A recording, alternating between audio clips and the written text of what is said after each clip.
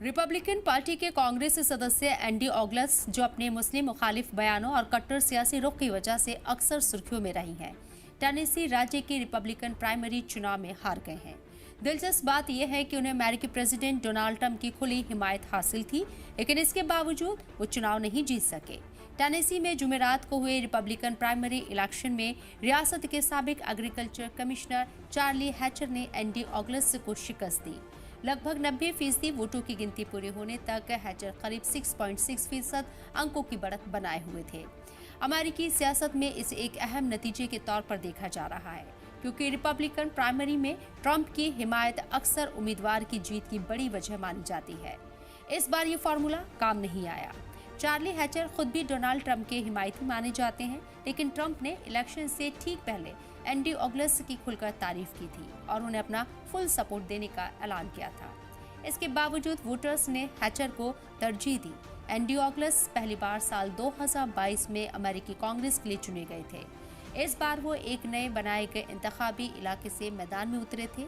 Republican party ने अमेरिकी house of representatives में अपना बहुमत बरकरार रखने की कोशिश के तहत टेनेसी के चुनावी नक्शे में बदलाव किया था। अब नवंबर में चार्ली हैचर का मुकाबला डेमोक्रेटिक पार्टी के उम्मीदवार और कोलंबिया शहर के मेयर चैज मोल्डर से होगा। हैचर को टेनेसी के गवर्नर बिल ली का भी सपोर्ट मिला है। हालांकि ये चुनावी इलाका रिपब्लिकन पार्टी का मजबूत गढ़ माना जाता है, लेकिन डेमोक्रेटिक पार्टी इस बार मुल्क भर में अर्थव्यवस्था, महंगाई और ईरान के साथ बढ़ते तनाव जैसे मुद्दों पर जनता की नाराजगी को अपने हक में बदलने की कोशिश कर रही है। एंडी ऑगलस लंबे वक्त से अपने मुस्लिम मुखालिफ और मुतनाज़ा बयानों की वजह से चर्चा में रही हैं।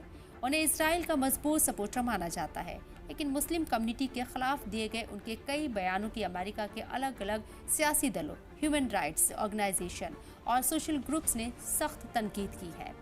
मार्च 2026 में ऑगलस ने सोशल मीडिया प्लेटफॉर्म एक्स पर लिखा था कि मुसलमान अमेरिकी समाज का हिस्सा नहीं है। इस बयान के बाद उन्हें सख्त तनकीद का सामना करना पड़ा। इससे पहले साल 2024 में कैपिटल हिल पर एक एक्टिविस्ट ने उनसे पूछा था कि क्या उन्होंने उन फिलिस्तीनी बच्चों की तस्वीरें या वीडियो देखे हैं जो अमेरिकी मदद से बने हथियारों के हमलों में मारे गए। जवाब में ऑगलस ने कहा था, मुझे लगता है कि हमें उन सबको मार देना चाहिए। इस बयान की भी मुल्क और बैरूने मुल्क में शदीद मजम्मत देखने को मिली थी। वहीं दूसरी तरफ चार्ली हैचर ने मुस्लिम कम्युनिटी को लेकर बिल्कुल अलग रुख अपनाया। जून 2026 में विलियमसन सेंस को दिए एक इंटरव्यू में उन्होंने कहा था कि अमेरिका में रहने वाले बहुत से मुसलमान अच्छे कानून का पालन करने वाले नागरिक हैं और अमेरिकी सेना में भी कई मुसलमान बेहतरीन सैनिक के तौर पर सेवा दे रही हैं। उन्होंने साफ कहा कि किसी पूरे समुदाय को एक नज़र से देखना सही नहीं है।